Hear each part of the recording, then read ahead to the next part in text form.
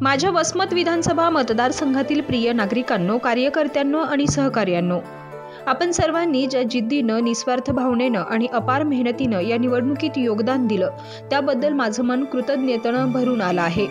तुमचं माझ्यावर जे प्रेम आणि विश्वास आहे ते मी आयुष्यभर जपेन. यावेळी अपेक्षित यश मिळालं नाही, पण ही हार आपल्याला थांबवणारी नाही. विजय पराजय राजकारणाचा भाग आहे, पण जनसेवेची आपली नाळ पुन्हा अधिक घट्ट बांधायची आहे.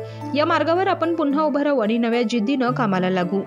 महाविकास आघाडीचे नेते, राष्ट्रवादी काँग्रेस पक्षाचे मार्गदर्शक आदरणीय शरदचंद्रजी पवार साहेब आणि तमाम नेत्यांचा मी मनापासून आभारी आहे. त्यांच्या नेतृत्वाखाली वसमत विधानसभा मतदारसंघाच्या विकासासाठी झोकून देण्याची माझी तयारी आजही तितकीच ठाम आहे. तुमचं प्रेम, साथ आणि समर्पण हे माझं सर्वात मोठं बळ आहे.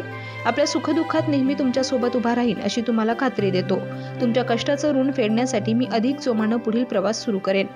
आपल्या सर्वांचं पुन्हा एकदा हृदयापासून आभार. आपला जयप्रकाश दांडेगावकर.